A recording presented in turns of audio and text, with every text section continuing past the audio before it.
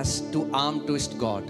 हम उपवास परमेश्वर की बाजू मरोड़ने के लिए नहीं करते. We don't fast because if we don't eat food for 7 days, God will have pity on us and He will give what we want. हम इसलिए उपवास नहीं करते अगर हमने 7 दिन खाना नहीं खाया तो परमेश्वर हम पे दया खा के जो हम मांग रहे हैं वो दे देगा. So let me start with this foundation so that you understand this clearly. तो मैं इस नींव की बात के साथ शुरू करूंगा ताकि आप साफ रूप से समझें. Fasting does not change God. उपवास करना परमेश्वर को नहीं बदलता. If you're writing it down, write it down. Fasting does not change God. अगर आप लिख रहे हैं तो लिख लें, उपवास करना परमेश्वर को नहीं बदलता. Amen. We don't fast for God. हम परमेश्वर के लिए उपवास नहीं करते. We don't fast to get things from God. हम परमेश्वर से चीजें पाने के लिए उपवास नहीं करते. We fast for ourselves. हम अपने लिए उपवास करते हैं. Amen. Amen. Fasting brings us at the right place. It brings us into the right alignment where we can receive from our Father what He has already given to us. उपवास करना हमें सही जगह, उस जगह पर ले आता है जहां हम अपने पिता से वो ले सकें जो वो पहले ही हमें दे चुका है. Amen. So let me read this verse, 1 Timothy chapter 4 verses 8 from the Amplified Classic Version. पहला तिमोथी 4 उसका 8 मैं आपके लिए पढ़ूंगा. For physical training is of some value, useful for a little. क्योंकि शारीरिक अभ्यास थोड़े लाभ का होता है, थोड़ा फायदा होता है उससे. Amen. So exercising is not bad, it's good. Exercise करना बुरा नहीं है, अच्छा है. But it's in the perspective of eternity, the Bible says its importance is little. लेकिन अनंत की तुलना में अगर आप देखें तो उसका महत्व बहुत ही थोड़ा है. बाइबल कहती है You won't take your biceps to heaven, अपने बाइसेप्स लेकर आप स्वर्ग नहीं जाएंगे, but you will take your godliness to heaven. लेकिन अपना ईश्वरीय स्वभाव लेकर आप स्वर्ग जाएंगे. Amen. आमीन. So the way you live on this earth, सो आप इस पृथ्वी पर कैसे जीते हो, how well you guard your heart, कितने अच्छे तरीके से अपने दिल की सुरक्षा करते हो, what goes on in your heart when nobody sees, आपके दिल में क्या बातें उठती बैठती हैं जब कोई नहीं देख रहा. all of this is very important in God's eyes. ये सारी बातें परमेश्वर की नजर में बहुत महत्वपूर्ण है. Amen. Amen. So physical training is of some value, शारीरिक अभ्यास का थोड़ा फायदा है, but godliness, say godliness. लेकिन भक्ति का, What is godliness? Godliness, the Amplified Version mentions it as spiritual training. और भक्ति यहाँ पर एम्पलीफाइड वर्जन में ऐसे लिखा है आत्मिक प्रशिक्षण. Is useful and of value in everything and in every way. वो लाभदायक है और कीमती है हर एक तरह से, हर एक बात Say everything. हर एक तरह से, Say every way.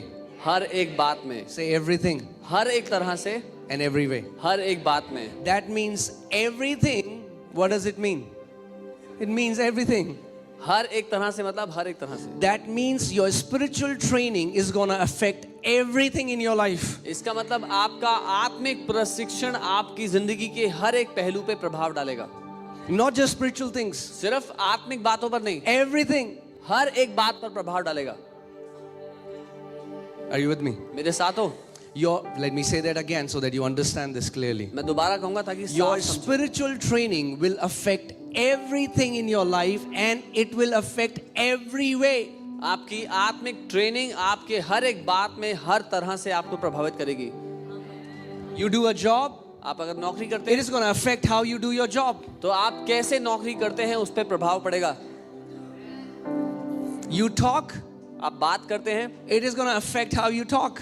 जैसे बात करते हैं उस पर प्रभाव पड़ेगा. You sleep, आप सोते it हैं, is going to affect how you sleep.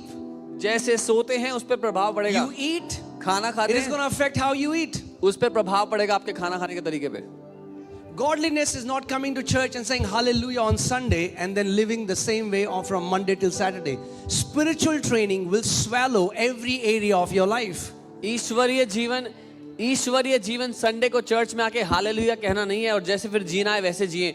ईश्वरीय जीवन या जो आपका आत्मिक प्रशिक्षण है आपकी जिंदगी की हर एक बात को बदल देगा। If you've been coming to church or if you've been a Christian for years and you are still the same after 20-30 years, you are not in a training.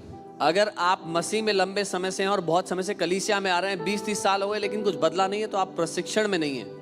Are you guys with me? मेरे साथ हो?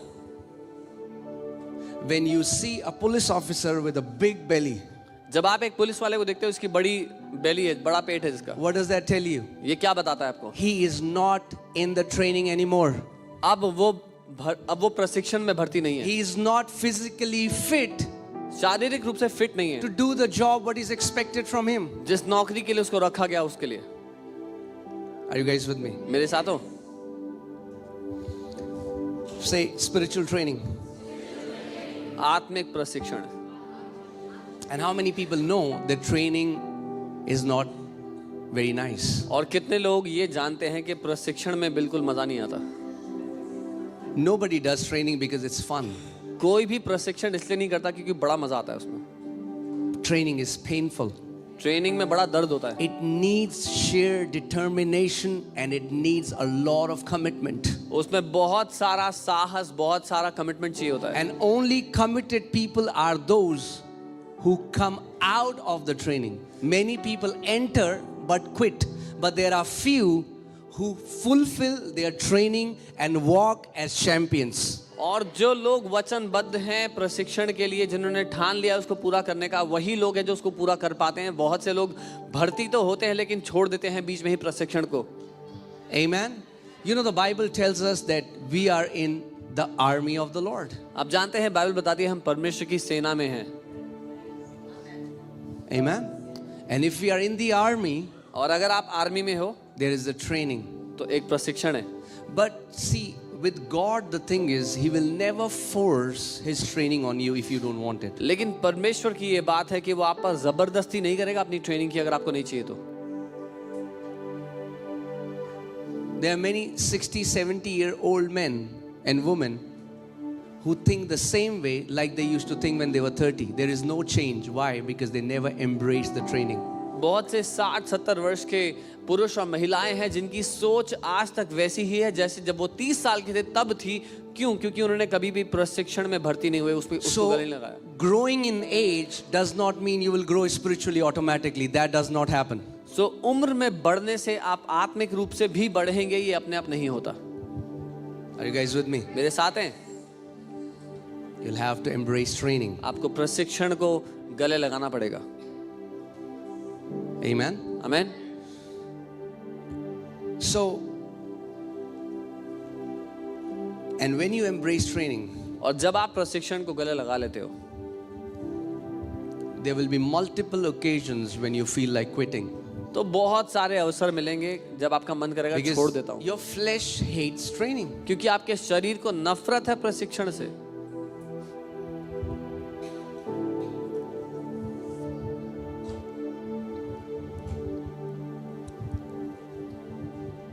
Those people who go to gym, जो लोग gym जाते हैं, have you ever seen a guy who goes to gym once a month and is in shape? आपको ऐसा कोई व्यक्ति नहीं मिलेगा जो महीने में एक बार जिम जाता है और शेप में है। And you'll find those who go to gym but they just talk and they don't exercise. और Even आपको those you won't find any result in their life. आपको वो लोग भी मिलेंगे जो जिम तो जाते हैं लेकिन वहां जाके सिर्फ बातें करते हैं और वापस आते हैं, उनकी जिंदगी में कोई परिणाम नहीं होगा। See, Paul is bringing a contrast between the natural training and spiritual training, and I want you to keep it in your eyes, in front of you, the natural training and the spiritual training. पौलुस एक अंतर लेकर के आते हैं शारीरिक training में और आत्मिक ट्रेनिंग के बीच में, और मैं चाहता हूं उस पर आप ध्यान दें। In the same way, there are many Christians who come to church once a month. ऐसे ही बहुत से मसीह लोग हैं जो महीने में एक बार कलीसिया आते हैं। Is it okay if I speak the truth in this place? ठीक है अगर सच कहूं तो। That's why Jesus is not a Santa Claus. इसीलिए यीशु सांता क्लॉस नहीं है। Yeah, but let me complete. What do I mean? मेरा कहने का मतलब क्या है? Santa Claus only wants to give you gifts. Santa Claus सिर्फ आपको गिफ्ट देना चाहता है। Jesus wants to purify your motives and change the inner you. यीशु आपके दिल के छुपे हुए इरादों को पवित्र करना चाहता है, आपको भीतर से बदलना चाहता है। Are you guys with me? मेरे साथ हैं? Santa says, what do you want? Santa कहता है क्या चाहिए तुम्हें?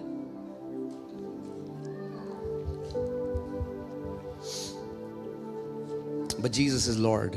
लेकिन यीशु प्रभु है, He's our Savior. वो हमारा उद्धारक है। And He demands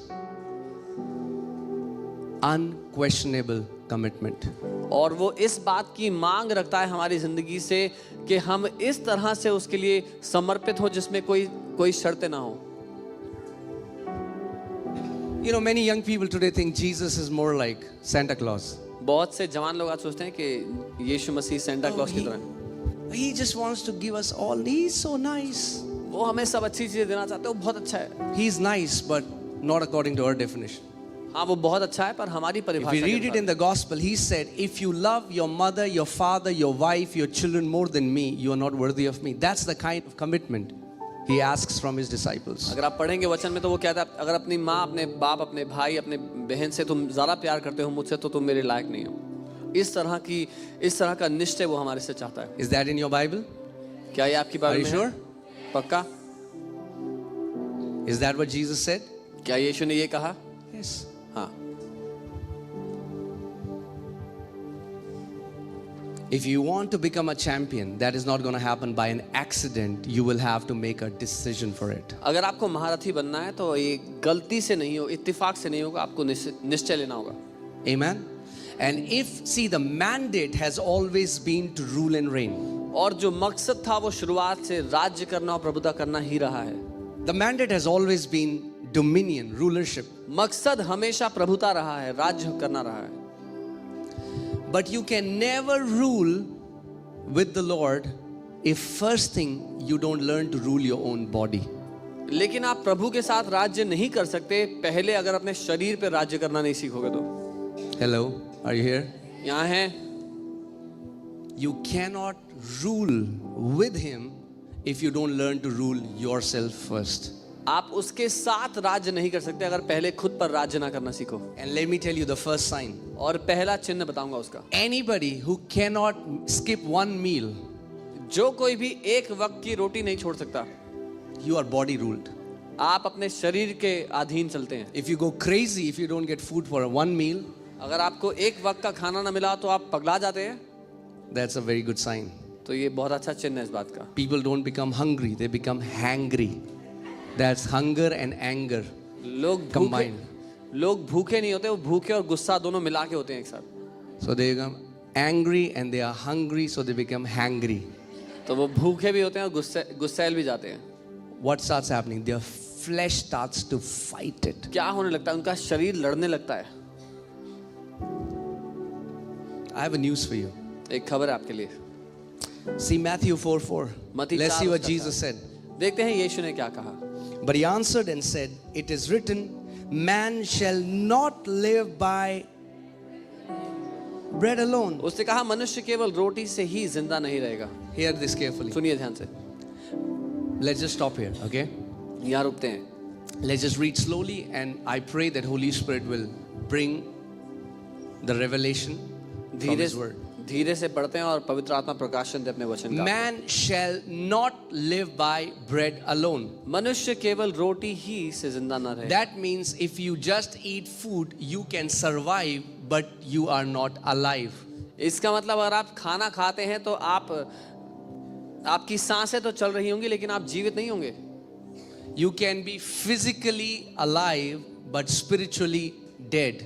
शारीरिक रूप से तो जिंदा होंगे लेकिन आत्मिक रूप से मरे होंगे। Man shall not live by bread alone. मनुष्य केवल रोटी के बस पे जिंदा नहीं रह सकता। That means there is something else that keeps the man alive in the sight of God. इसका मतलब कुछ और है जो परमेश्वर की दृष्टि में मनुष्य को जिंदा रखता है। Are you getting it, church? समझ रहे Man हैं? shall not live by bread alone, मनुष्य रोटी ही से जिंदा नहीं रहेगा, but by every word. Say word. that लेकिन proceeds out from the mouth of God. लेकिन हर एक वचन से जो परमेश्वर के मुंह से निकलता है, Amen. That means if you want to be alive and thrive spiritually, you should have a lifestyle of living in the Word. इसका मतलब अगर आप जयवंत जीवन से भरा हुआ आत्मिक जीवन जीना चाहते हैं तो आपको वचन में होना होगा. Amen. I'll not take a lot of time because 10 o'clock we'll have our 2-hour prayers. But I quickly want to tell you, the way demons take advantage of people is through their natural appetites. किस तरह से दुष्ट आत्माएं लोगों का फायदा उठाती हैं, वो है उनकी शारीरिक भूखों के द्वारा. That is all that a demon does. एक दुष्ट आत्मा यही करती है सिर्फ. A demon takes advantage of a person's natural appetite which is given by God. एक दुष्ट आत्मा मनुष्य की उन भूखों का गलत फायदा उठाती है जो परमेश्वर ने उनके जिंदा रहने के लिए दिए थे. Do you know that many people are emotional eaters? Emotional eaters. कई लोग भावनाओं के मारे खाते हैं. There's a generation, they get anxious, they'll open their fridge, they'll start eating. Not because they are hungry, because they are trying to soothe their body through eating. एक ऐसी पीढ़ी है जब वो परेशान होते हैं किसी बात के लिए तो फ्रिज खोल के खाने लगते हैं, इसलिए नहीं कि भूख लग रही है, लेकिन अपने शरीर को शांत कर रहे हैं खाना खा करके. They'll switch on the television at night. TV on करते हैं रात को, Just keep munching. खाते रहते हैं. They don't even like watching television. उनको टीवी देखना पसंद भी नहीं है, They don't even like eating. खाना पसंद भी नहीं है, But they are in a rut, a cycle. पर वो एक साइकिल में फंसे हुए हैं. Are you with me? Thank you for this thundering silence. सन्नाटे के लिए धन्यवाद. So the first way you start to learn rulership is you start to take rulership over your natural appetite. तो प्रभुता करना सीखने का पहला तरीका है अपनी शारीरिक भूखों के ऊपर आप प्रभुता करना सीखें. Because if you cannot control your hunger, forget about controlling anything else. क्योंकि अगर अपनी भूख पर आप काबू नहीं पा सकते तो और बाकी चीजों पे काबू पाना भूल जाएं. And let me say this. और मैं ये कहूँगा, As a child of God, परमेश्वर की संतान होने के नाते, you know, the Bible places a lot of emphasis on fasting. Bible बहुत महत्व देती है उपवास करने And I'll को. tell you why later. और मैं बताऊंगा क्यों बाद में.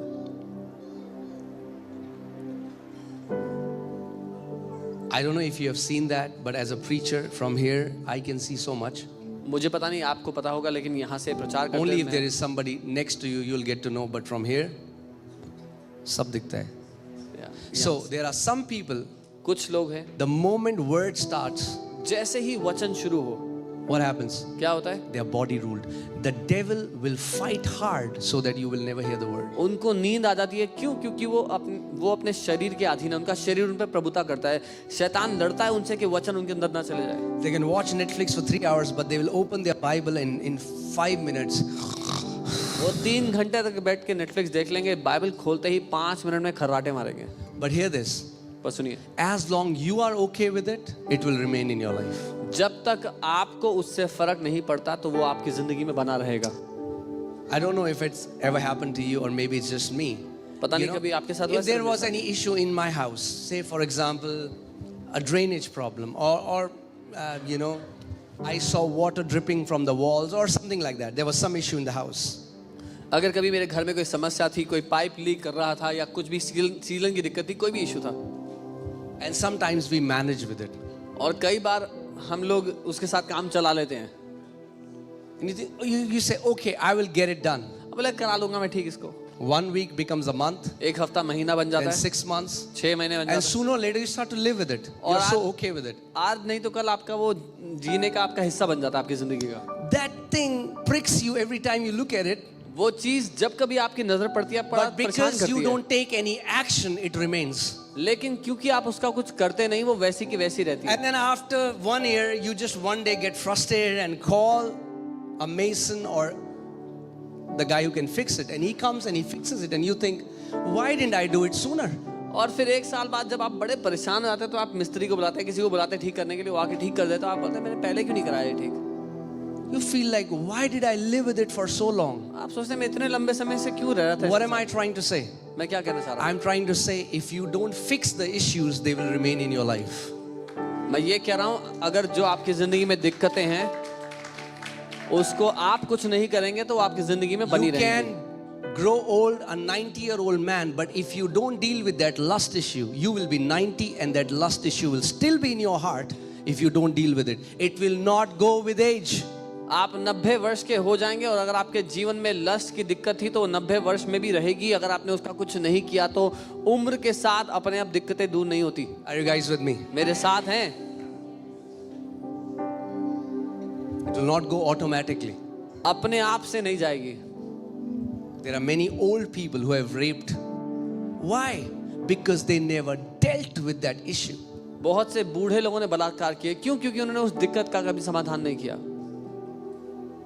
I'm sorry, it's not very nice, fluffy message. I'm just giving you a message of training that will change you. क्षमा कीजिए, एक सुंदर सुनाई देने वाला वचन नहीं है, मैं एक वो वचन दे रहा हूँ जो आपके प्रशिक्षण के काम आएगा। Until you decide that this thing cannot stay in my life because it does not bring glory and honor to my Lord and Savior, Lord Jesus Christ, and He has given me the power of the Holy Spirit, He has given me His word, I'm going to kick this weakness out of my life because the Bible says the Spirit helps in our weaknesses. जब तक आप नहीं कहते कि मेरी जिंदगी में ये दिक्कत के लिए जगह नहीं है, ये नहीं चलेगा मेरी जिंदगी में, मैं इसको लात मार के निकालूंगा मेरे प्रभु यीशु मसीह के साथ मिलकर के, तब तक वो बनी रहेगी वहीं पे। You know, recently I was with Pastor David and he was talking about this minister, a cabinet minister in Norway. मैं हाल ही में पास्टर डेविड के साथ था, वो नॉर्वे में एक कैबिनेट मिनिस्टर के बारे में बात कर रहे थे। Norway is the richest country in the world. Norway दुनिया के सबसे अमीर देशों में And this guy is a super rich guy, multi-millionaire. और ये आदमी बहुत ज्यादा अमीर है, multi But he has a habit of stealing. लेकिन उसकी चोरी करने की आदत है। And he was caught in cameras. And what will he steal? He'll steal cheap things. और वो कैमरा में सीसीटीवी में पकड़ा गया चोरी करते, और क्या चोरी करता था? बेकार की सस्ती चीजें, Pens, sunglasses. चश्मा, This guy is pen. a super rich guy. वो And because of this habit, he had to lose his position. वो आदमी इतना अमीर आदमी है, लेकिन इस बुरी आदत की वजह से उसकी जगह चली गई मिनिस्टर होने की। And then he cried before media and he said, I cannot help it. I get this urge whenever I see a thing, something inside me says, pick it up, pick it up. What happened? Because he never dealt with it, even though he became super rich, that thing didn't leave him. और media के सामने वो रोने लगा, कहता पता नहीं मेरे अंदर ये आदत क्यों है, जब मैं कुछ देखता हूँ तो अंदर से आवाज आती है इसको उठा ले, इसको उठा ले। हालांकि वो अमीर हो गया, पर क्योंकि उसने कभी समाधान नहीं किया, जो अंदर चल रहा था वो वैसा ही रहा। God tells Joshua, sanctify yourself today because tomorrow I'm going to do great wonders among you. परमेश्वर ने यहोशू को कहा अपने आप को आज ही शुद्ध कर, क्योंकि कल मैं बड़े बड़े काम तुम्हारे बीच में करने वाला हूँ। If you want to see the mighty hand of God working in your life, sanctify yourself today. अगर आप परमेश्वर के हाथ को अपने जीवन में बड़े काम करते देखना चाहते हो तो अपने आप को आज ही शुद्ध कर लो उसके सामने।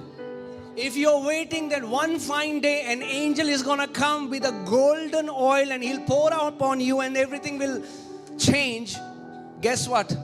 It might happen to 1%, but mostly it doesn't happen. अगर आप इंतजार कर रहे हैं कि एक दिन एक स्वर्गदूत आएगा, सुनहरा तेल लेकर के आप पे उंडेलेगा, आप एकदम सही हो जाएंगे, शायद एक व्यक्ति के साथ ऐसा भी हो जाए, लेकिन बाकी के साथ नहीं होगा अपने आप से। You make a commitment today. आप आज वादा करेंगे, I'm going to live in purity, Lord, because I'm your vessel. प्रभु मैं आपका बर्तन हूँ, इसलिए मैं पवित्रता में Let me जीऊंगा। ask you a question. मैं आपसे एक सवाल If you करता go हूँ, to your kitchen, you want to drink tea, अगर आप किचन में जाते हैं, चाय पीना चाहते हैं, and there are 4 cups. और 4 कप पड़े हैं, 3 are dirty. 3 गंदे One हैं, is clean. एक साफ है, Which cup are you picking? आप कौन सा उठाएंगे?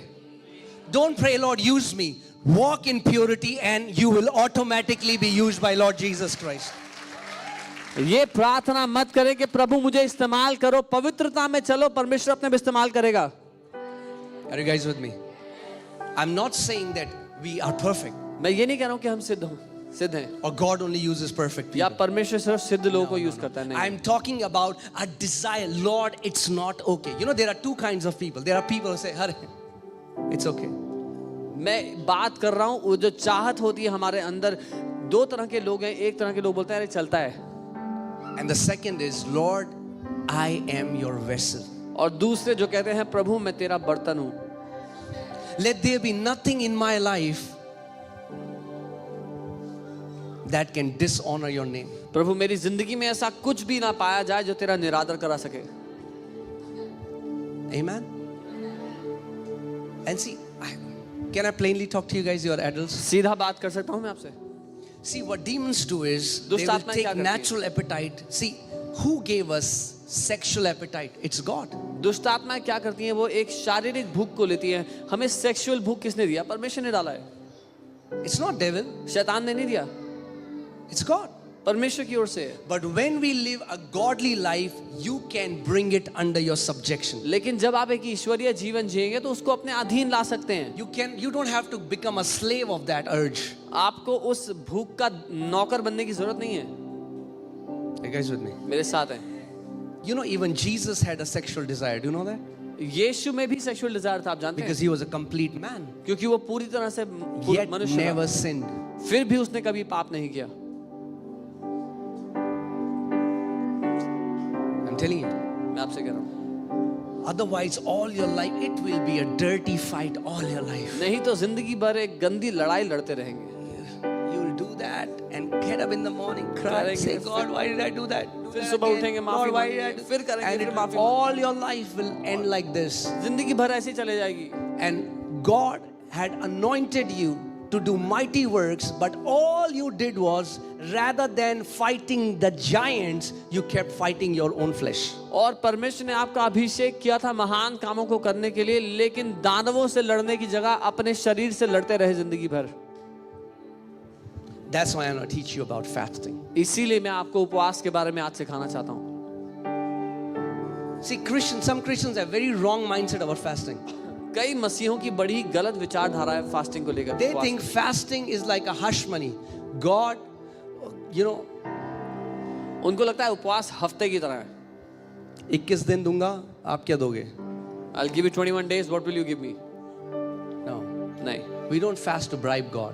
हम परमेश्वर को घूस देने के लिए उपवास नहीं करते। Fasting does, I told you in the beginning of the message, let me say that again. Fasting does not change God even one bit.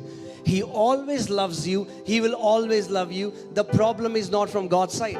मैंने पहले भी बताया था, दोबारा कहूंगा कि उपवास से परमेश्वर रत्ती भर भी नहीं बदलता। वो पहले भी आपसे प्यार करता था, अब भी करता है। Write it down if you're writing it down. लिख लें। Fasting keeps our fleshly appetites under our subjection. उपवास करना हमारी शारीरिक भूखों को हमारे तले, हमारे नीचे रखता है। Let me say that again. Fasting keeps our fleshly appetites under our subjection. उपवास करना हमारी शारीरिक भूखों को हमारे अधीन रखता है। If you feel, oh, Pastor, my flesh is not a problem. अगर Okay, go on a fast. You will know the voice of your flesh. अगर आप कहेंगे अरे मेरे लिए तो कोई ऐसी दिक्कत नहीं है मेरे शरीर की, तो आप उपवास पे चले जाए, अपनी शरीर की आवाज को सुन लेंगे। Even those who cannot hear clearly, they will hear the whistle of pressure cooker from third building. वो लोग भी जिनको साफ सुनाई नहीं देता, घर से तीसरी इमारत से आपको प्रेशर कुकर की आवाज आ जाएगी। Your flesh says, feed me. Give me what I want. When? Now. Give it to me. शरीर मांग रखता है कि मुझे दे जो मुझे चाहिए, अभी दे।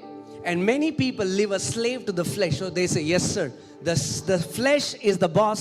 They are the slave. So flesh says, just give me this. They say, yes, boss. और बहुत से लोग अपने शरीर के दास बन के रहते हैं। शरीर मालिक है, वो दास है। शरीर कहता है ये दे, वो बोलते हैं अभी लो sir. I remember when I used to smoke and I got, when I used to smoke and I got saved. मुझे याद है जब मैं स्मोक किया करता था, सिगरेट पिया करता था, और मैंने उद्धार पा लिया। And the people who used to smoke, और जो लोग सिगरेट पीते थे, you know that after you eat food, the craving, there is a craving to smoke. आपको पता होगा जो वो खाना खाने के बाद एक तलब होती थी सिगरेट पीने And की। many times at night, और कई बार रात को when all the shops are closed. जब सारी दुकानें बंद हो Just जाती to buy a cigarette of 5 rupees, you will travel 30 kilometers because your flesh wants it. 5 रुपए की एक सिगरेट खरीदने के लिए आप 30 किलोमीटर चले जाएंगे क्योंकि आपका शरीर मांग रख रहा है उसकी। It's the same body that I have. What happened? वही शरीर है I मेरे पास। overcome that urge so that demon cannot tempt me in the area of cigarette anymore. आज भी वही शरीर है मेरे पास। क्या बदला? मैंने जय पाली उस तलब के ऊपर ताकि दुष्ट आत्मा मेरे उस भूख का इस्तेमाल ना कर पाए मेरे खिलाफ। Jesus says in the book of Revelation, he who overcomes, I will give him the power to sit with me in my throne because I also overcame and sat on my father's throne. यीशु ने प्रकाशित वाक्य की किताब में कहा, जो जय पाता है वो मेरे साथ मेरे सिंहासन पर बैठेगा, क्योंकि मैंने भी जय पाई और अपने पिता के सिंहासन पर बैठा हूं।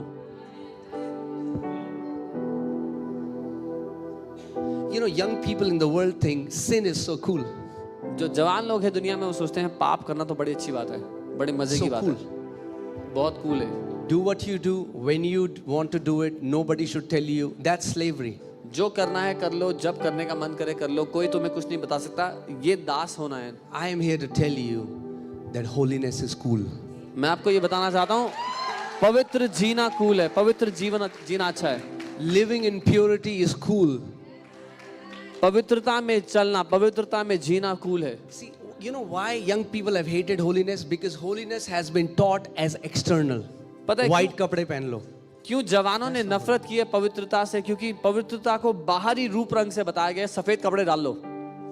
मैं बाहर से white पहन सकता हूँ, मगर अगर अंदर काला है, उसको बाहर white पहन के ठीक नहीं हो सकता। If I wear white clothes outside, but inside I have darkness, that will not change what is happening inside. Holiness has nothing to do with external. True holiness is what goes on in your heart. पवित्रता का आपके बाहरी रूप रंग से कोई रिश्ता नहीं है। सच्ची पवित्रता है आपके दिल के अंदर जो चलता है। Holiness has nothing to do with what you eat, and Jesus said, what you eat and what you drink comes out next day. पवित्रता आपके खाने पीने से नहीं है। यीशु ने कहा जो खाओ पियोगे वो अगले दिन निकल जाएगा। If you have constipation, then after some days. अगर कब्ज है तो थोड़े दिनों बाद। But it's going to come out. If it doesn't लेकिन come आ out, we'll जाएगा। pray for you. अगर नहीं आता तो हम आपके लिए प्रार्थना करेंगे। So, but he said, out of the heart comes what? Adultery and wickedness and jealousy and pride and fornication. Where do they come from? From the heart. लेकिन उसने कहा दिल के अंदर से क्या निकलता है? व्यभिचार, घमंड करना, सारी बुरी बातें। So where should the true holiness be? तो सच्ची पवित्रता कहाँ होनी चाहिए? That's what fasting does. यही है जो उपवास करता है। If you start to go on a fast, अगर आप उपवास करना शुरू करोगे, sooner or later you'll start to realize that all those issues in your heart will begin to highlight. आज नहीं तो कल आपको आभास हो जाएगा कि आपके दिल में जो छुपे हुए मुद्दे थे वो सामने आने लग गए हैं। Amen. So, you know, when I learned the message of grace first, I thought I don't have to do anything. जब मैंने पहले अनुग्रह का संदेश सुना तो मुझे लगा मुझे कुछ भी नहीं करना है। But when I began to grow in my relationship with God, I understood that it's anything you want to do on earth, it's always God and man partnering together. जब मैं परमेश्वर के साथ अपने रिश्ते में बढ़ने लगा तो मैं समझा कि जो कुछ भी आप पृथ्वी पे करना चाहते हो उसमें हमेशा परमेश्वर और मनुष्य साथ मिलकर साझेदारी में करते हैं। Amen.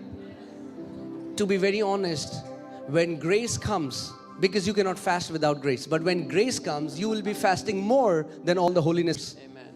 क्योंकि बिना अनुग्रह के आप कुछ भी नहीं कर सकते, तो जब वो अनुग्रह आएगा तो आप सारे पवित्रता के प्रचारकों से ज्यादा उपवास करोगे। Amen. Write down second point. Fasting is the biblical way of denying yourself. उपवास करना बाइबल के अनुसार तरीका है अपने आप का इनकार करने का। Do you know that fasting in the Bible, if you see the theme of the Bible, you will find out that fasting is the way to humble ourselves. अगर आप बाइबल के विषय को, बाइबल के थीम को समझेंगे तो Bible बताती है उपवास करने का तरीका है अपने आप को नम्र करने के लिए। Amen. And what starts to happen is, as you begin to fast, what will start to happen is, sooner and later a purging process starts. How many people understand what purging process is? और क्या होता है जब आप उपवास करना शुरू करते हैं तो जल्द ही वो शुद्धिकरण की प्रक्रिया शुरू होती है। कितने लोग समझते हैं शुद्धिकरण क्या होता है? You know, the crazy thing is, the world has now gone crazy about fasting. हैरानी की बात है कि दुनिया पागल हो गई है उपवास के लिए। I don't know if you follow, but what's going outside, there is a revolution happening about fasting. There are now apps, they call it intermittent fasting. There are all these people who are health freaks now are talking about the benefits of fasting. बहुत से लोग हैं, बहुत से apps हैं जो उपवास के बारे में सिखाते हैं, उपवास करना आपको सिखाते हैं, उसके फायदे आपको बताते हैं। And that's true. It has been proven medically that if you go on a long fast, it is going to release, your body will flush out every toxins from your body. और अब medically ये बात साबित हो चुकी है, जब आप उपवास पे जाते हैं तो आपका शरीर सारी जहरीली पदार्थों को निकाल देता है अपने से। Are you guys here?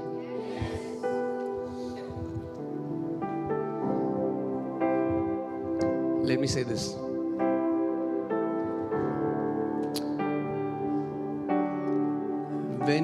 When you put your body on fasting, your spirit starts feasting.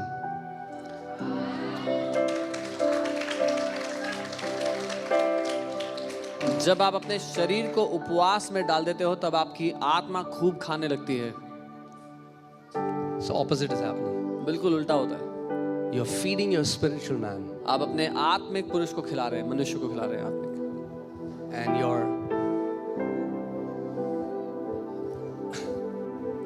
so many people have different ideas about fasting, but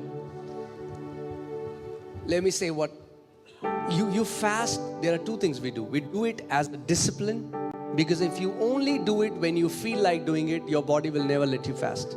So you do it as a discipline, but also when the hunger in your inner man exceeds the hunger then your outer man, you will have no desire to eat. उपवास करना दो तरीके से होता है। पहला, आप एक अनुशासन के रूप में अपने शरीर को सिखाते हैं, उपवास करते हैं। दूसरा, जब आपके भीतरी मनुष्य की भूख आपके बाहरी मनुष्य की भूख से ज्यादा होती है तो आपका खाने का मन ही नहीं करेगा। Now, I'm about to say things which might offend you. मैं कुछ ऐसी बातें कहने वाला हूं जो आपको नाराज कर देंगे। Are you okay? ठीक है? If you still अगर चुभे तो go on a fast after that. अगर चुभे तो उपवास पे चले जाना बाद में। Okay? ठीक है? See, what happens is, remember the time when you got born again. याद कीजिए वो समय जब आपने नया जन्म पाया था। You were passionate. आप जुनून से भर गए। There was this passion. There was this. You were on cloud number 9. How many people remember how it was? एक ऐसा जुनून था जैसे आप 9वें आसमान पे चढ़ गए हैं। कितने लोगों को याद है वो अनुभव? It was like you found the best thing in the world. वो ऐसा था जैसे आपको दुनिया की सबसे अच्छी चीज मिल गई है। Nothing could satisfy you as when you got born again. और किसी भी चीज से आप संतुष्ट हो ही नहीं पा रहे थे जब आपने नया जन्म पा लिया तो। But then what happens? फिर क्या होता है? Slowly and gradually, धीरे धीरे करके from a passionate lover, एक जुनून से भरे हुए प्रेमी से we become Isai. हम ईसाई बन जाते हैं। I told you, it might offend you, मैंने बताया था नाराज कर सकती है ये बात आपको, but please hear it. पर सुनना।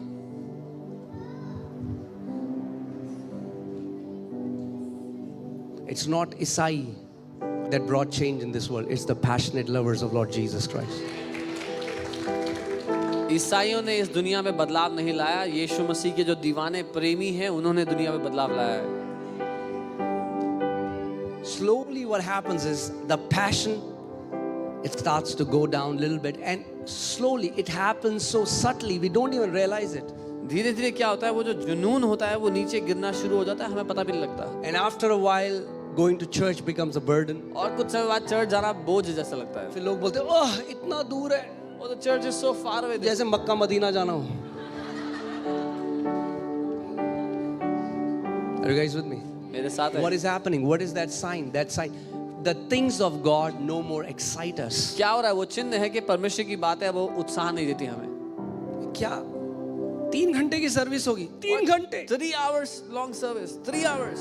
Your flesh is reacting. आपका शरीर लड़ रहा है उस बात से. Why? क्यों? Because the passion is going down. क्योंकि जुनून नीचे जा रहा है अब. You still identify as a Christian. You'll still say praise the Lord, hallelujah. अभी भी अपने आप को मसीह कहोगे, praise the Lord, hallelujah बोलोगे.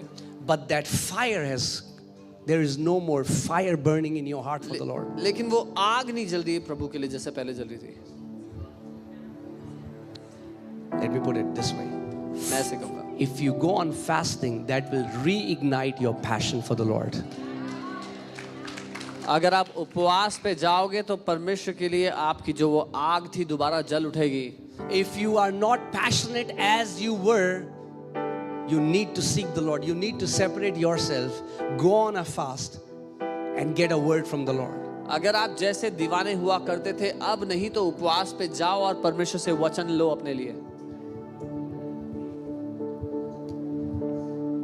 Amen. I know it's not very popular topic, पता है बहुत लोकप्रिय नहीं है ये बात. but I don't think there is any man of God who brought a great change on this earth without living a lifestyle of fasting. पर मुझे नहीं लगता कि परमेश्वर का कोई भी ऐसा जन होगा जो महान बदलाव इस पृथ्वी पे लाया बिना उपवास किए हुए, बिना उपवास की जीवन शैली के. See, why? Understand this. Some people say, oh, we don't need to fast. God loves us. We are in the grace. We are in the new covenant. Hear this. समझिए, कुछ लोग कहते हैं हमें From उपवास करने God's की जरूरत side, नहीं the है. flow is always on. कुछ लोग कहते हैं हमें उपवास करने की जरूरत नहीं है, हम नए नियम में हैं, अनुग्रह है. हाँ समझिए, परमेश्वर की ओर से वो नदी वो सोता हमेशा बह रहा है. So, hear this. Fasting does not give you power. Let me clarify this. मैं साफ करके बताऊंगा, उपवास करना आपको ताकत नहीं You देता. are not buying power from God because you went on a hunger strike for 7 days, 10 days, whatever. आप परमेश्वर से ताकत खरीद नहीं रहे हो क्योंकि आप 7 दिन की भूख हड़ताल कर रहे थे. God's power is always on. परमेश्वर की ताकत हमेशा चालू है. The काम कर रही है. resurrection power is in your spirit man. मुर्दों को जिंदा करने की ताकत आपके आत्मिक मनुष्य But में the है. problem is in your soul. पर दिक्कत आपके प्राण की है. Okay. For example, उदाहरण के लिए there is no, you are not getting any water supply. उदाहरण के लिए आपके घर पे पानी की सप्लाई नहीं आ रही है. You call the water company आपने पानी कंपनी को कॉल किया, and you said there is no water. आपने कहा पानी नहीं आ रहा घर पे. They say from our side the flow is on. उन्होंने कहा हमारी तरफ से तो चालू है, You need to check it from your house. तुमको अपने घर का सप्लाई चेक करना है. So you call a plumber. आपने प्लम्बर को बुलाया, He goes inside and starts to open वो the जाता है, pipes. खोलना छोड़ता है पाइप को, And then he saw there was so much of, it was blocked और देखता है इतना कुछ भरा हुआ था, वो फंसा हुआ था, वो सब by impurities, by so many things. गंदगी भरी हुई थी उसमें. क्या क्या भरा हुआ था पानी की पाइप में. Until those impurities would have been cleansed, जब तक वो गंदगी साफ ना होती there would have been no flow. पानी आ नहीं सकता Even था. when the flow was on, तब भी जब पीछे से पानी चल रहा था. are you guys getting what I'm saying? समझ रहे हैं जो मैं कह रहा हूँ. Every born again believer has Jesus in them. हर एक नया जन्म Do you पाए agree? हुए विश्वासी के अंदर यीशु है. Why do you not see power flowing from every believer? क्यों हर एक मसीह के द्वारा परमेश्वर की ताकत काम करती नहीं दिखती फिर? Why? क्यों? Why do some people only talk big things and there is no power? क्यों कुछ लोग सिर्फ बड़ी बड़ी बातें करते हैं पर उनके जीवन में सामर्थ्य का प्रमाण नहीं Same है? Jesus in them. वही यीशु उनके अंदर भी है. Because the problem is not from the Lord's side. क्योंकि दिक्कत परमेश्वर की तरफ से नहीं है. Because it's the soul that is the problem. दिक्कत प्राण की है जो दिक्कत बनता है बीच में.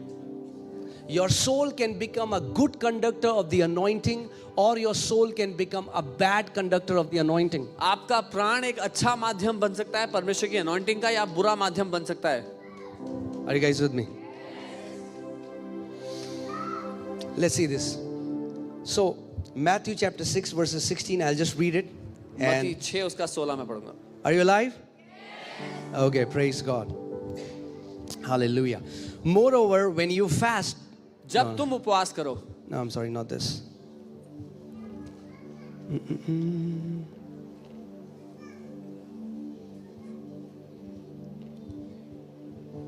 Yeah. Sorry, Matthew chapter 17, I'll read from verses 14. मत्ती 17 उसका 14. And when they had come to the multitude, a man came to him, kneeling down to him, saying, Lord, have mercy on my son, for he is an epileptic and suffers severely. जब वह भीड़ के पास पहुंचे तो एक मनुष्य उसके पास आया और घुटने टेक कर कहने लगा कि मुझ पर दया करें, मेरे बेटे को मिर्गी की परेशानी है। For he often falls into the fire and often into the water. और वो अक्सर आग में गिर जाता है, कभी पानी में गिर जाता है। So I brought him to your disciples, but they could not cure him. तो मैं उसे तेरे चेलों के पास लेकर आया, पर वो उसको ठीक नहीं कर सके। Okay. Now in that case, many people will say it was not God's will, it was not God's time. ऐसा होने पर बहुत से लोग ये कहेंगे कि प्रभु की इच्छा नहीं थी कि वो ठीक हो, प्रभु का टाइम नहीं था कि वो ठीक हो। Right? We put it on God. हम परमेश्वर पर डाल देते हैं बात। Let's see what Jesus said. देखते हैं यीशु ने क्या कहा। The nice Jesus. वो जो अच्छा यीशु है, I want you to hear him. मैं चाहता हूँ उसको सुनो। Do you know that he's also very strict? आप जानते हैं वो बहुत सीधा भी बात करता है।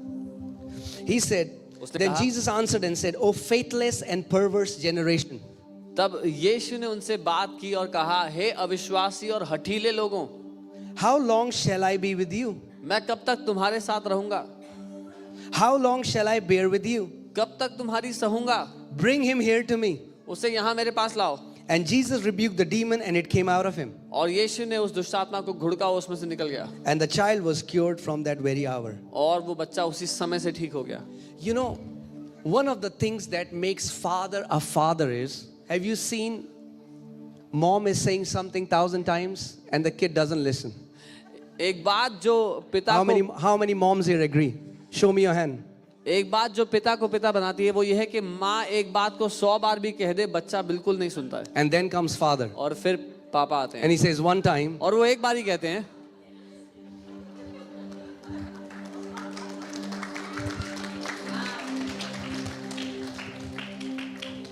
you know, I'm so thankful that for some things my dad was a strict father. मैं बहुत धन्यवाद देता हूँ कि कुछ बातों के लिए मेरे पिता बहुत ही स्ट्रिक्ट पिता थे।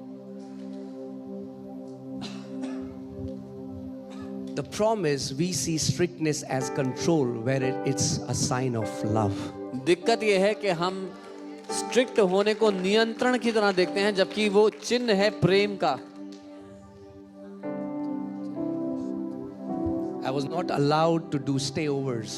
But thank God, many of my friends whose parents did not bother were destroyed by drugs. Many of them have died. मुझे कभी अनुमति नहीं थी कि जाके मैं अपने दोस्तों के घर रात को रुकूं। मेरे बहुत से दोस्त जिनके मम्मी पापा ने इस बात में परवाह नहीं की, वो ड्रग में चले गए, उनमें से कई नाश हो गए। Obviously, I became rebellious in my later years. That's a different story. But what I'm saying is, today when I look back, I thank God that I had a father. आगे आने वाले समय में मैं विरोधी हो गया, पर वो एक अलग कहानी है। लेकिन मैं परमेश्वर को धन्यवाद देता हूँ कि मेरे जीवन के ऊपर उसने पिता रखा। And that's why I'm saying Jesus is not a Santa Claus, he's a father. और इसीलिए मैं कह रहा हूँ यीशु सेंटा क्लॉस नहीं है, वो पिता है।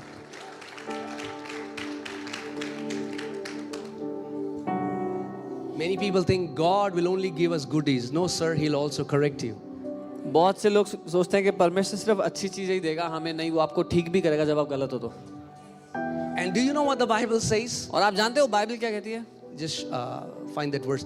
In Hebrews, the Bible says that this is the sign of His love. This is the sign that we are legitimate sons of God, that He corrects us. Bible कहती है ये उसके प्रेम का प्रमाण है, उसके प्यार का सबूत है, ये चिन्ह है कि हम उसके जायज बच्चे, जायज औलाद है कि वो हमें सही करता है हमारी गलतियों में। If you are living the way you are living, अगर आप जैसे जीना चाहते हो वैसा जी रहे हो, and you don't feel corrected from your heart, और आपके दिल में आपको ये नहीं बताया जाता कि आप कहाँ गलत हो, there's some big problem. तो बहुत बड़ी दिक्कत है।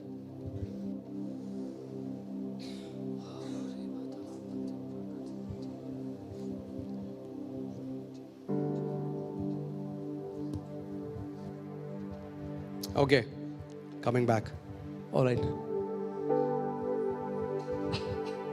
But if you are without chastening, of which all have become partakers, then you are illegitimate and not sons. यदि वह ताड़ना जिसके भागी सब होते हैं तुम्हारी नहीं हुई, तो तुम पुत्र नहीं, पर व्यभिचार की संतान ठहरे हो, नाजायज संतान ठहरे हो। Many I know many people preach it wrong and they say chastening here is God will give you sicknesses, God will put troubles. No, that's not how God corrects. God corrects through His still small voice and God corrects through His word. मैं जानता हूँ बहुत से लोग इस वचन को गलत सिखाते हैं, वो ताड़ना को बीमारी है कहते हैं, परमेश्वर बीमारी देगा, वो बिल्कुल गलत बात है। परमेश्वर सिखाता है अपनी उस भीतरी धीमी आवाज से और अपने वचन के द्वारा। I still remember I had a friend मुझे अभी भी and I याद है, began to teach him grace. I began to teach him grace. मुझे अभी भी याद है मेरा एक दोस्त जिसको मैं अनुग्रह के बारे में सिखाने लगा And he was bound in sins. और वो पापों में फंसा हुआ था। And somebody had told him that he has done an unpardonable sin. But then किसी ने उससे कहा था कि उसने वो पाप कर दिया जिसकी कोई क्षमा नहीं है। But then I taught him about how God is a loving Father, about the grace of Lord Jesus, and he got instantly set free. उसके बाद मैं उसको सिखाने लगा कैसे परमेश्वर एक अच्छा पिता है, उसका अनुग्रह उसने हमें दिया ताकि हम पाप से बाहर आ जाए, और वो उसी समय आजाद हो गया उस पाप से। And then one day I went to meet him. फिर एक दिन मैं उससे And मिलने we were गया, talking, and he took out cigarette from his pocket and he put it in his mouth and started to light the cigarette. हम बात कर रहे थे, उसने जेब से सिगरेट निकाली, मुंह में रखी और जला के सिगरेट And I पीने said, लगा। "What are you doing?" मैंने कहा क्या कर रहे हो? He said, "अरे परमेश्वर को फर्क नहीं पड़ता, वो पिता है." He said God doesn't care, he's a father. मैंने कहा पिता है इसीलिए उसे फर्क पड़ता है। I said because he's a father he cares. ऐसे तू ये पिएगा, If you will तेरे smoke, फेफड़े खराब हो जाएंगे, टाइम से पहले मर जाएगा, और जो डेस्टिनी तेरे पिता ने तेरे लिए करी है उसको पूरी नहीं कर पाएगा, इसीलिए he cares for you. and I told him if you will keep smoking your lungs will get destroyed and you will die before your time, you will not be able to fulfill what God has kept for you. This is why God cares for you.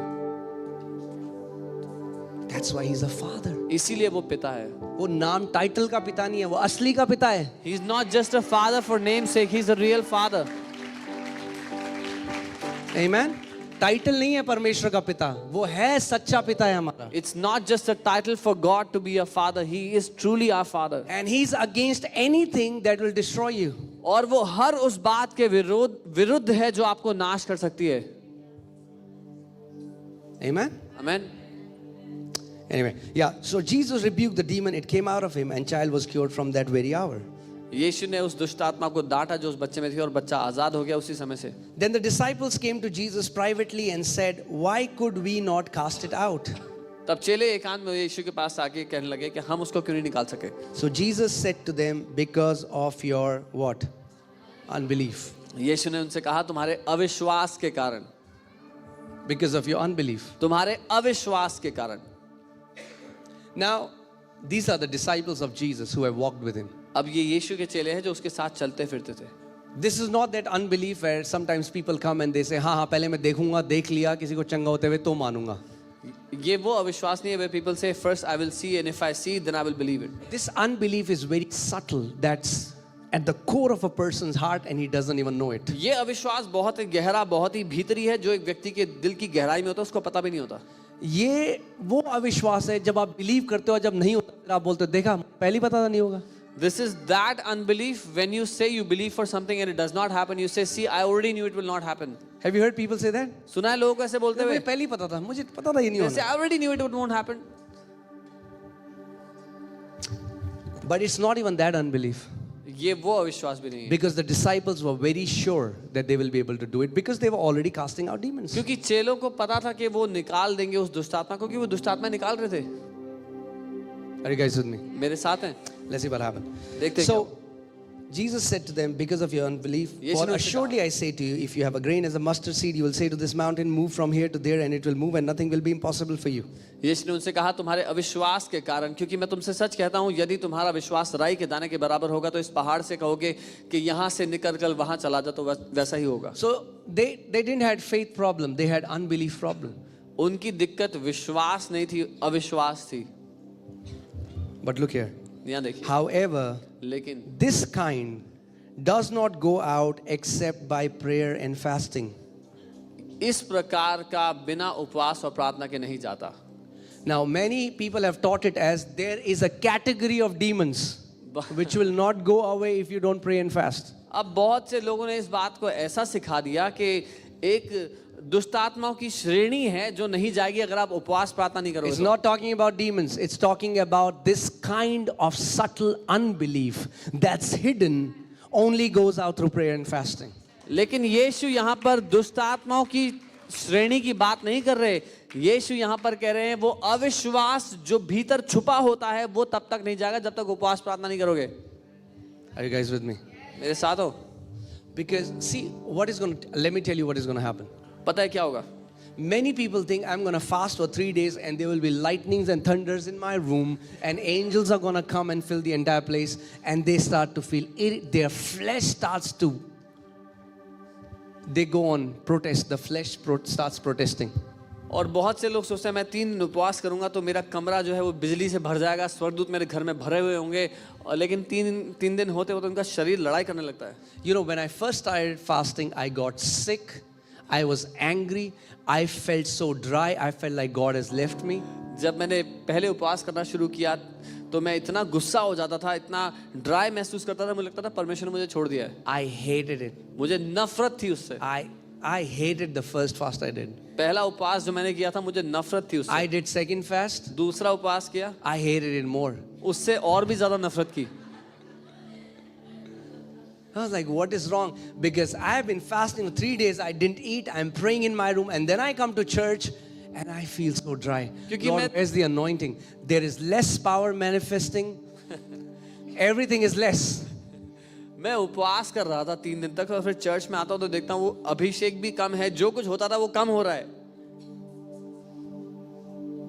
What was God doing? परमेश्वर क्या कर रहा था? He was teaching me not to live by my senses and flesh. वो मुझे सिखा रहा था कि अपने ज्ञानेंद्रियों के, अपने शारीरिक क्षमताओं के द्वारा नहीं जीऊं.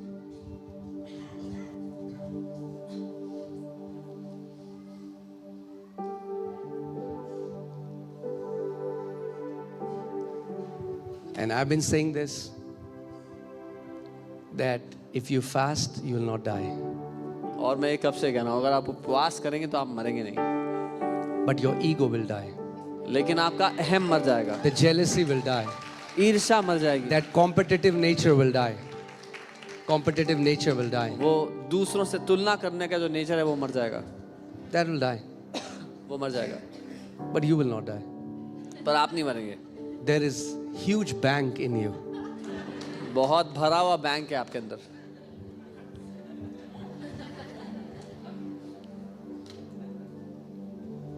So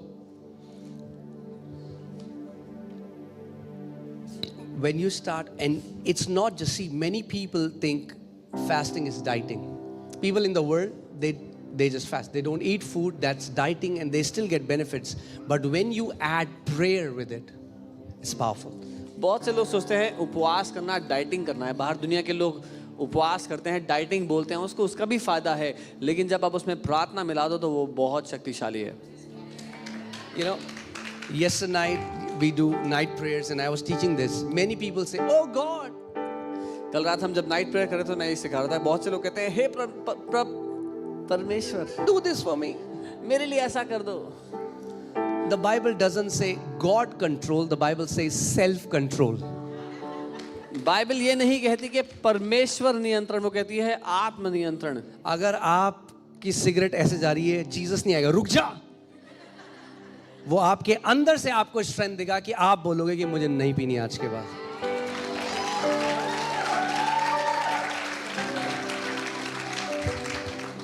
Jesus will not stop you from outside, he will give you strength from within to say no.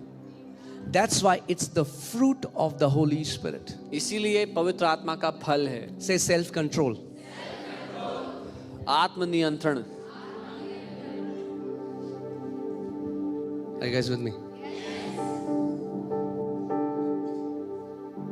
You know, the beautiful thing about self-control is people who walk in it usually have to, they rarely have to use it.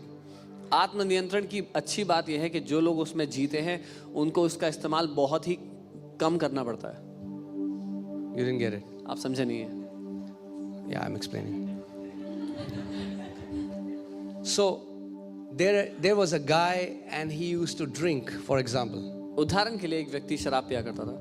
And then he came to church and the urge is lifted up. फिर वो church आया और जो वो तलब थी वो हट गई. Now this gentleman thinks अब इस व्यक्ति को लगता है he's going to test how strong he has become. कि वो परखेगा कि वो कितना शक्तिशाली हो गया उस That's तलब why से. along with self-control you need some wisdom. इसीलिए आत्मनियंत्रण के साथ आपको थोड़ी बुद्धि भी चाहिए। And he goes to pub with his friends. और अपने दोस्तों के साथ पब में जाके बैठता है। Now what is he doing? अब वो क्या कर रहा है? Now he has to use self control. No. अब वो अरे पी ले यार, Have it, अरे पी ले यार। have it. चलो प्रभु तो समझता ही है मेरे दिल को। Oh Lord understands my heart. But if you have self control, लेकिन अगर आप में आत्मनियंत्रण है, you'll say no, I'm not coming. So you don't have to use self control there.